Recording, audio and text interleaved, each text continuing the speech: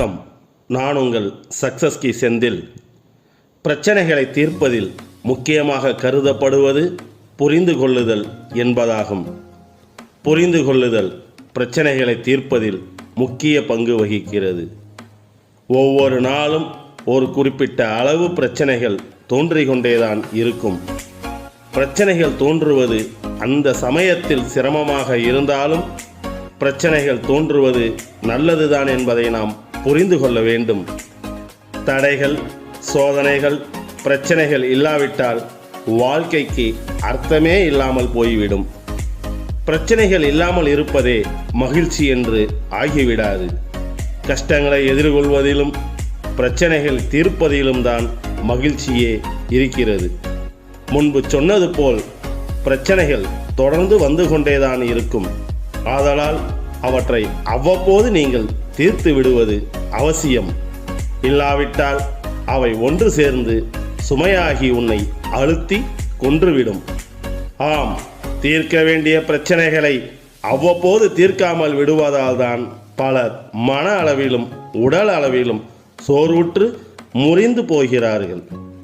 நீண்ட காலத்தை போக்கி சரியான தீர்வை காண்பதை விட விரைந்து போதுமான தீர்வை காணும்போது புதிய பிரச்சனைகள் சேர்ந்து போவதை தடுக்க முடியும். உண்மையில் நாம் ஒன்றை புரிந்து கொள்ள வேண்டும். பிரச்சனைகளிலிருந்து தப்பிப்போக நீங்கள் நினைத்தால் அது உங்களை பின்தொடர்ந்து கொண்டே இருக்கும். பிரச்சனைகளை புரிந்து கொண்டு நீங்கள் தீர்க்க முயலும் போது அது உங்களை விட்டு முற்றிலுமாக நீங்கிவிடும். ஒரு முறை காசியில் உள்ள துர்கா மந்திரம் என்ற இடத்தை பார்வையிட்டு விவேகானந்தர் சென்றபோது பல குரங்குகள் கூட்டமாக துரத்தின. அந்த குரங்கு கூட்டத்திலிருந்து தப்பிப்போக ஓட ஆரம்பித்தார் விவேகானந்தர்.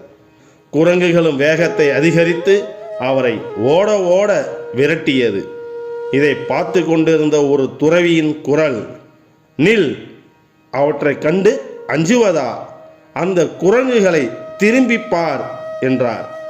குரங்குகளை ஒரு தீர்க்கமான பார்வையில் பார்த்தார் விவேகானந்தர்.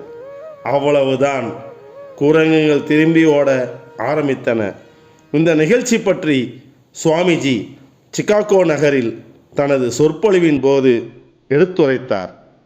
பிரச்சனைகளை நேரடியாக சந்தித்து அதன் தன்மையை தெளிவாக புரிந்து கொண்டு செயல்படும் போது நீங்கள் பலம் பெறுவதோடு அதனை சமாளிக்கின்ற திறமைகளையும் பெற்று வாழ்க்கையில் புகழையும் அடைவீர்கள்.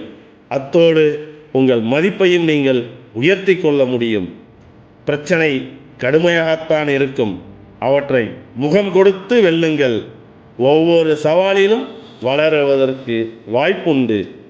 தலைமை வகித்து செயல்பட பிரச்சனையை நோக்கி நடைபோடுங்கள்.